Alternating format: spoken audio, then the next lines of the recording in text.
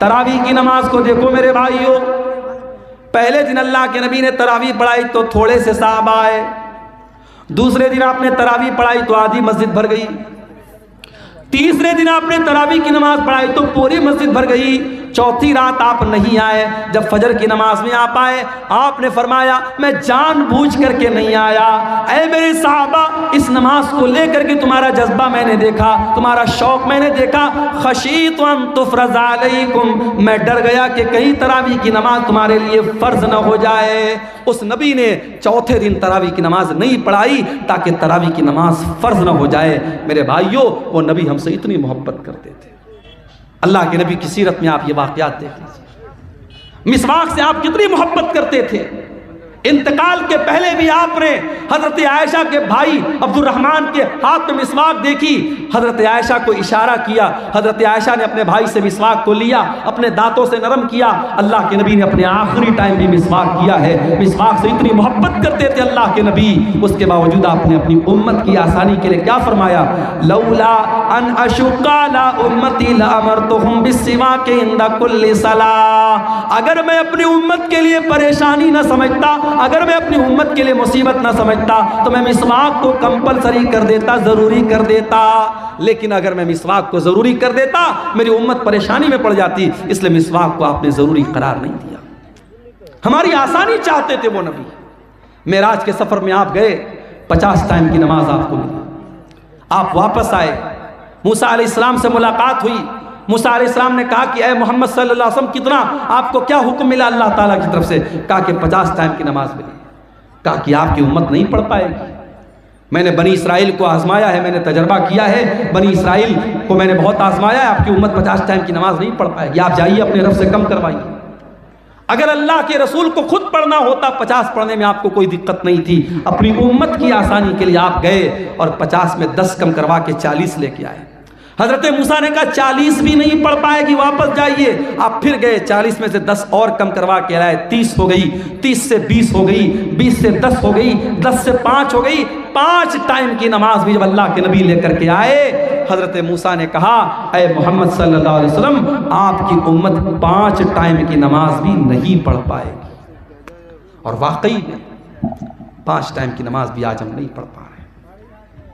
بڑے کاروباری ہیں ہم، بڑے بزنس مین ہیں، دکان پر بیٹھے ہوئے ہیں، حی علی الصلاۃ کی آواز آ رہی ہے مگر ہمیں نماز پڑھنے کی فرصت نہیں ہے۔ رات کو 2-2 بجے تک ہمارے نوجوان موبائل پہ لگے ہوئے ہیں، اور فجر کے ٹائم 5 ساڑھے 5 بجے جب فجر کی اذان ہو رہی ہے اور مؤذن کہہ رہا ہے الصلاۃ خیر من النوم، نماز نیند سے بہتر ہے۔ 2 بجے تک 3 بجے تک رات میں جاگنے والا مسلمان فجر کی نماز میں سویا ہوا ہے۔ میرے پیارے بھائیوں، موسیٰ علیہ السلام کو کتنا بہترین تجربہ تھا اپنی قوم کا، انہوں نے کہا آپ کی امت 5 ٹائم کی نماز بھی نہیں پڑھ پائے۔ معاف کرنا میرے بھائیوں، آپ کا بزنس اور آپ کا کاروبار نماز سے بڑا نہیں ہے، آپ کاروبار بھی کیجئے، آپ بزنس بھی کیجئے، لیکن نماز اپنے ٹائم پر پڑھیے۔ اللہ قرآن میں کہتا ہے رجال لا تلہیہم تجارت ولا بیع عن ذکر اللہ واقام الصلاۃ، میرے نیک بندے وہ ہیں، میرے مومن بندے وہ ہیں، ان کا کاروبار، ان کا بزنس، ان کی تجارت ان کو نماز سے غافل نہیں کرتا ہے، وہ کاروبار بھی کرتے ہیں، وہ بزنس بھی کرتے ہیں، اور نماز کا ٹائم ہوتا ہے تو نماز پڑھتے ہیں۔ یخافون یوما تتقلب فیہ القلوب والابصار، وہ قیامت کے دن سے ڈرتے ہیں، وہ اللہ کے عذاب سے ڈرتے ہیں، وہ پابندی سے نماز پڑھتے ہیں۔ نماز کے سلسلے میں آپ کوئی ڈھیلائی مت کیجیے میرے بھائی۔ سعودی عرب کا ایک واقعہ ایک عالم نے لکھا وہاں کے کہ ایک مرتبہ میں فلائٹ میں سفر کر رہا تھا اور میرے ساتھ ایک فوج کا ریٹائر کرنل تھا جو پہلے فوج میں کام کرتا تھا، میرے ساتھ وہ بیٹھا تھا۔ کہتے میں نے فلائٹ میں سفر کیا، فلائٹ سے ہم لوگ اترے، ایئرپورٹ پر کافی دیر تک ہم بیٹھے تھے، دوسری فلائٹ کا انتظار کر رہے تھے۔ میں نے ایک بات نوٹس کی کہ تھوڑی دیر پر وہ انسان کسی کو فون کرتا ہے اور کہتا ہے کہ بیٹا آپ نے نماز پڑھ لیا۔ بار بار ظہر کا ٹائم آیا بیٹے سے پوچھ رہا ہے نماز پڑھ لیا، عصر کا ٹائم آیا بیٹا پوچھ رہا ہے نماز پڑھ لیا۔ میں نے پوچھا یہ کس سے آپ بار بار پوچھ رہے ہیں؟ فوج کا ریٹائر کرنل تھا سعودی عرب کا، اس نے اس مولانا کو جواب دیا کہ ہاں یہ میں اپنے بیٹے کو کال کرتا ہوں، اور میں ہر نماز کے ٹائم میرا معمول ہے اپنے بیٹے کو کال کر کے پوچھتا ہوں کہ تو نے نماز پڑھی کہ نہیں پڑھی ہے۔ تربیت اس کو کہتے ہیں میرے بھائی۔ اپنے بچوں کو اچھا کھلا دینا، اچھا پہنا دینا، اچھے اسکول میں ایڈمیشن کرا دینا، ان کے گھر بنا دینا، ان کے لیے LIC لے لینا، ان کے لیے بینک بیلنس بنا دینا، معاف کرنا تربیت یہی نہیں ہے۔ تربیت یہ بھی ہے کہ آپ اپنے بچوں کی آخرت کی فکر کریں، اپنے بچوں کی نماز کی فکر کریں۔ اسی لیے اللہ قرآن میں کہتا ہے وَأْمُرْ أَهْلَكَ بِالصَّلَاةِ وَاسْتَبِرْ عَلَيْهَا، خود بھی نماز کی پابندی کرو اور اپنے بچوں کو نماز کا پابند بناؤ۔ اللہ کے نبی فرماتے ہیں مُرُوا أَوْلَادَكُمْ بِالصَّلَاةِ وَهُمْ أَبْنَاءُ 7 سنین، جب تمہارے بچے 7 سال کے ہو جائیں ان کو نماز کا حکم دو، وَاضْرِبُوهُمْ عَلَيْهَا، اور جب 10 سال کے ہو جائیں اور نماز نہ پڑھے تو ان کی پٹائی کرو۔ اچھا 7 سال کے بچے کو پیٹنے کا حکم نہیں دیا اللہ کے نبی۔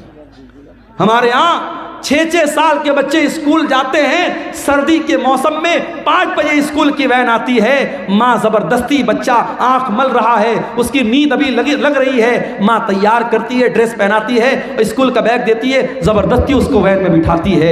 میرے بھائیوں یہ سسٹم صحیح نہیں ہے۔ 7 سال تک تو چائنا میں اور جاپان میں آپ دیکھ لیں، 7 سال تک کے بچوں کو تو ایسے ہی کھیل کھیل میں پڑھایا جاتا ہے، بچوں کو مارا نہیں جاتا، بچوں کو پیٹا نہیں جاتا۔ یہ سبق دیا تھا جناب محمد رسول اللہ صلی اللہ علیہ وسلم نے۔ 7 سال کا بچہ ہے، پیار سے سمجھاؤ، محبت سے سمجھاؤ۔ ہاں 10 سال کا ہو گیا اب اس کے بستر الگ کر دو۔ 10 سال کا لڑکا ہو گیا، 10 سال کی لڑکی ہو گئی، ایک بستر پہ مت سلاؤ۔ 2 لڑکے ہیں ایک بستر پہ مت سلاؤ، بستر الگ کر دو، چادر الگ کر دو، کمبل الگ کر دو۔ ہمیں بڑی حیرت ہو رہی ہے صاحب، 10 سال کا لڑکا ہو گیا تو کیا ہو گیا، ہم بستر کیوں الگ کر دیں؟ اسلام وہاں سے شروع ہوتا ہے جہاں سے آپ کے سوچنے کی سرحدیں ختم ہو جاتی ہیں، اسلام وہاں سے شروع ہوتا ہے۔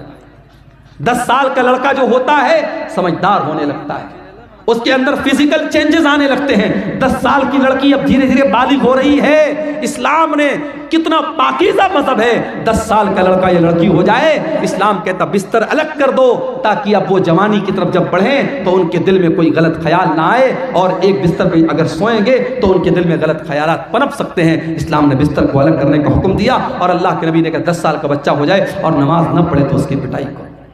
ہمیں وہ نبی ملے ہیں میرے بھائی، وہ نبی ملے ہیں جو ہم سے اتنی محبت کرتے ہیں، ہمیں ایسی شریعت دے کر کے گئے، ایسا دین دے کر کے گئے، اس دین میں قدم قدم پر ہمارے لیے آسانی ہے میرے بھائی۔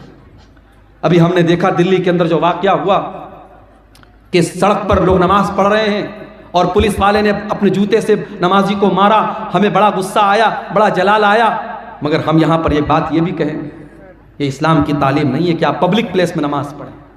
اگر آپ کی نمازی زیادہ ہو رہے ہیں، جمعہ میں 2 جماعت آپ کر لیں، عید میں 2 جماعت کر لیں، سڑک پہ آپ نماز نہ پڑھیں۔ ہم اپنے مسلمان بھائیوں کو یہ سمجھائیں گے کہ آپ کا سڑک پر نماز پڑھنا صحیح نہیں ہے، لیکن ہم ساتھ میں اپنے سرکار سے، حکومت سے یہ بھی کہیں گے کہ یہ بھارت میں قانون ایک ہونا چاہیے، 2 طریقے کا قانون نہیں ہونا چاہیے۔ کسی مذہب کے تہوار تو کھلے عام سڑکوں پر منائے جائیں اور تہوار منانے والوں پر پھولوں کی بارش کی جائے، اور دوسرے مذہب کا مسلمان اگر ہفتہ میں جمعہ کی ایک نماز پڑھ لے تو آپ کا پولیس والا اسے جوتوں سے مار رہا ہے۔ یہ 2 طریقے کے قانون نہیں چلیں گے میرے بھائی۔ اور اگر مان لو حالات کبھی دنیا میں ایسے آ جائیں، ساری مسجدیں ختم ہو جائیں اور سارے جتنی اللہ کی مسجدیں ہیں ساری مسجدوں کو لوگ ڈھا دیں، گرا دیں، تب بھی معاف کرنا نماز بند ہونے والی نہیں ہے۔ اس لیے کہ اللہ کے نبی فرماتے ہیں 6 چیزیں اللہ تعالیٰ نے مجھ کو ایسی دی ہیں جو کسی اور نبی کو نہیں دی گئی۔ اوتیت 6 لم یؤتہن احد قبلی، 6 چیزیں اللہ تعالیٰ نے اسپیشل مجھ کو دی جو کسی اور نبی کو نہیں دی۔ نمبر 1 اوتیت جوامع الکلم، اللہ تعالیٰ نے مجھ کو جوامع الکلم دیا ہے۔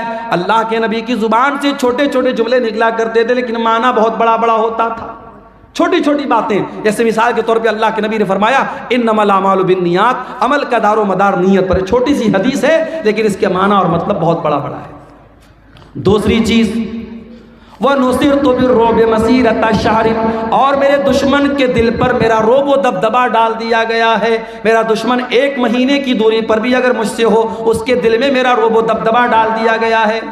تیسری چیز وَجُعِلَتْ لِيَ الْأَرْضُ مَسْجِدًا وَطَهُورًا، اور ساری کی ساری زمین میرے لیے مسجد بنا دی گئی ہے۔ مسلمان نماز پڑھنے کے لیے مسجد کا محتاج نہیں ہے، کہیں پر بھی جنگل میں چلا جائے، پہاڑ پہ چلا جائے، دنیا کے کسی بھی کونے میں چلا جائے، نماز کا ٹائم ہو گیا، نماز وہ کہیں پر بھی پڑھ سکتا ہے۔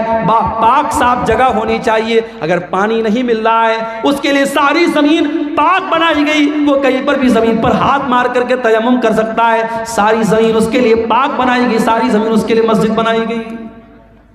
یہ ہمارے اسلام کی خاصیت ہے میرے بھائی، ہمارا دین بڑا آسان دین ہے۔ جاڑے کا موسم ہے، ہم نے موزہ پہنا ہے، سفر میں ہم نکلے ہوئے ہیں، موزہ نہیں اتار رہے ہیں، اسلام کہتا کوئی مسئلہ نہیں، تمہیں پیر دھونے کی ضرورت نہیں ہے، وضو کر کے اگر آپ نے موزہ پہنا ہے اور سفر کی حالت میں آپ ہیں تو 3 دن تک آپ اسی موزے کو پہنے رہیے اور اس پر مسح کر لیجئے، پیر کو دھونے کی ضرورت نہیں ہے۔ ہاں اگر اپنے گھر میں ہیں تو 24 گھنٹے تک آپ مسح کر سکتے ہیں، 24 گھنٹے کے بعد آپ موزہ اتار لیجئے، پیر دھو کے پھر سے موزہ پہن لیجئے، وضو کر کے پھر سے پہن لیجئے۔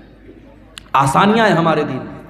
سفر میں ہم نکلے، ابھی ہمارے کٹیہار کے بعض احباب ہیں، کل ہم لوگ یہاں سے جمعہ پڑھ کے جامتاڑا گئے تھے، 350 کلومیٹر دور گئے تھے، سفر میں نکلے ہیں، نماز کا ٹائم ہوا، ہم 4 رکعت والی نماز کو 2 رکعت پڑھیں گے، سنت پڑھنے کی ضرورت نہیں ہے، فجر کی سنت پڑھیں گے، باقی کوئی سنت پڑھنے کی ضرورت نہیں ہے۔ 4 رکعت والی کو 2 رکعت پڑھیں گے، ظہر اور عصر کو اکٹھے پڑھ لیں گے، مغرب اور عشاء کو اکٹھے پڑھ لیں گے۔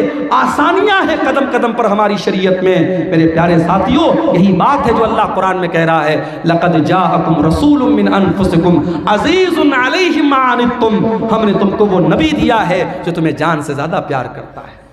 عورت پریگننٹ ہے، روزہ رکھے گی، بچے کو تکلیف پہنچے گی، بچے کو دودھ پلا رہی ہے، روزہ رکھے گی، بچے کو دودھ نہیں پلا سکتی ہے، اسلام کہتا کوئی مسئلہ نہیں ہے، عورت بعد میں روزہ پورا کر لے گی، اسلام اس کو قضا کرنے کا اور بعد میں روزہ پورا کرنے کا حکم دیتا ہے۔ عورت پیریڈ میں ہے، اس کی کمزوری کا دن ہے، اس کی بیماری کا دن ہے، چڑچڑاپن رہتا ہے، بدن میں کمزوری رہتی ہے، بلڈ آتا رہتا ہے، درد ہوتا رہتا ہے، اسلام نے کہا کوئی مسئلہ نہیں، جتنے دن اس کو پیریڈ آ رہا ہے وہ نماز نہیں پڑھے گی، روزہ نہیں رکھے گی، روزہ بعد میں پورا کرے گی۔ قدم قدم پر ہماری شریعت میں میرے بھائیوں آسانی رکھی گئی۔ وہ نبی ہماری آسانی کا بڑا خیال رکھتے تھے اور وہ نبی ہم سے بہت محبت کرتے تھے، وہ راتوں کو اٹھ کر کے ہمارے لیے رویا کرتے تھے میرے بھائی۔ میرے نبی رات کو اٹھ کر کے دعا کیا کرتے تھے، اے اللہ میری امت کا کیا ہوگا، اور اللہ تعالیٰ اپنے نبی کو تسلی دیتا تھا کہ آپ اپنی امت کے لیے پریشان مت ہوئیے، ہم آپ کی امت کے بارے میں آپ کو خوش کر دیں گے۔ شاعر نے کتنی سچی بات کہی ہے، سلام اس پر جو امت کے لیے راتوں کو روتا تھا، سلام اس پر جو فرش خاک پر جاڑے میں سوتا تھا، سلام اس پر کہ جس کے گھر میں چاندی تھی نہ سونا تھا، سلام اس پر کہ ٹوٹا بوریا جس کا بچھونا تھا۔ میرے پیارے بھائیوں، اس نبی سے ہمیں واقعی میں سچی محبت کرنی چاہیے، اس نبی سے واقعی میں سچی محبت کرنی چاہیے، اور وہ نبی صرف دنیا میں ہمارے کام نہیں آ رہے ہیں بلکہ آخرت میں بھی ہمارے کام آئیں گے۔ اللہ کے نبی فرماتے ہیں انا سید ولد آدم یوم القیامہ، قیامت کے دن سارے آدم کی اولاد کا سردار میں رہوں گا، وَأَوَّلُ مَنْ يَنشَقُّ عَنْهُ الْقَبْرُ، اور قیامت کے دن سب سے پہلے میری قبر پھٹے گی، وَأَوَّلُ الشَّافِعِينَ، اور قیامت کے دن جب سارے نبی اپنا پلہ جھاڑ لیں گے اور کہہ دیں گے میں آج کسی کی سفارش نہیں کر سکتا، تو سب سے پہلے میں سفارش کروں گا اور سب سے پہلے میری سفارش قبول کی جائے گی۔ وہ نبی قیامت کے دن بھی ہمارے کام آئیں گے۔ شاعر کہتا ہے بروز قیامت بجز نفسی نفسی کسے یاد آئے گی اسلم کسی کی، بروز قیامت بجز نفسی نفسی کسے یاد آئے گی اسلم کسی کی، نہ بھولیں گے جس کو نبی مکرم، وہ امت نہیں ہے تو پھر اور کیا ہے، زباں پر ہے نعت نبی مکرم، یہ الفت نہیں ہے تو پھر اور کیا ہے۔ وہ نبی ہم سے بڑی محبت کرتے تھے میرے بھائی۔